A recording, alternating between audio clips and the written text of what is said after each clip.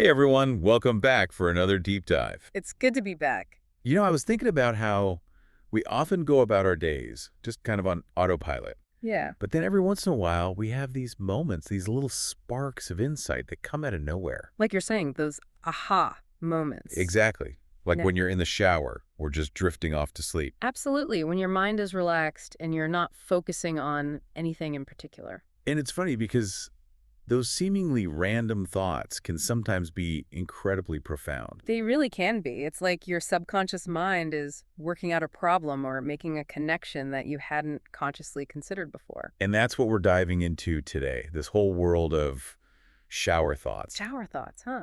Sounds intriguing. I stumbled across this YouTube video from a channel called Brain Blood.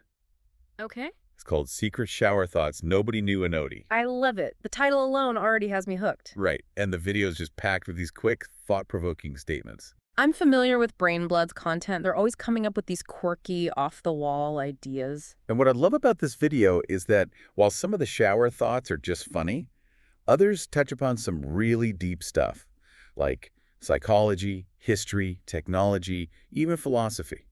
I'm ready to dive in. Where do we start? All right, let's jump right in. This first one really made me chuckle. A mile a minute sounds a lot faster than 60-mile-an-hour. It's true, though, isn't it? I mean, logically, we know it's the same speed. Yeah. But there's something about the way a mile a minute is phrased that just feels so much more urgent, right? Absolutely. It's like 60 mile per hour is just a number, a data point. Mm-hmm. But a mile a minute paints this vivid picture in your mind. You're zipping past landmarks every 60 seconds. Right. And it taps into our emotions. I've always thought about how this applies to marketing. Oh, interesting. How so? Think about weight loss ads that promise lose 10 pounds in a week. Okay. Yeah. Doesn't that sound more appealing than saying lose 1.4 pounds a day, even though it's literally the same thing? It definitely does. It's all about framing. Exactly.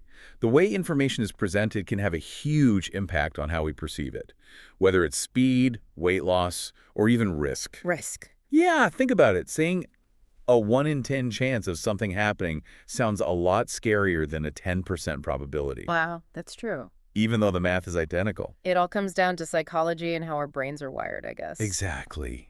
Fascinating, isn't it? Totally. Okay. Ready for another one? Hit me with it. This one's a little more introspective.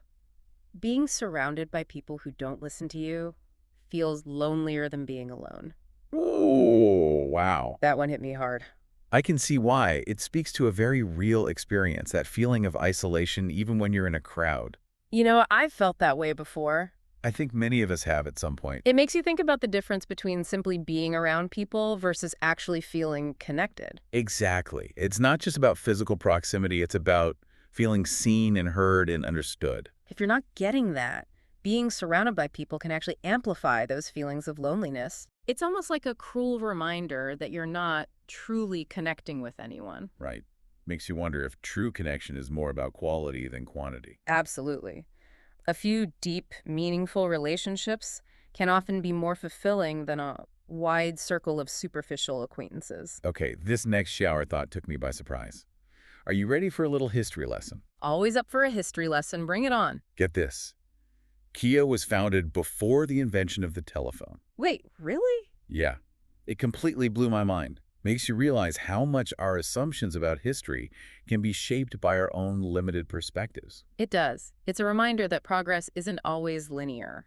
We tend to think of history as this neat, chronological timeline. Right. One thing leads to another and so on. But sometimes innovations happen in seemingly random bursts, out of order. And it's these unexpected historical pairings that really shake things up. It's like finding out your great-grandfather was a secret code breaker during World War I or something. Exactly. Those little historical nuggets that make you go, wait, what?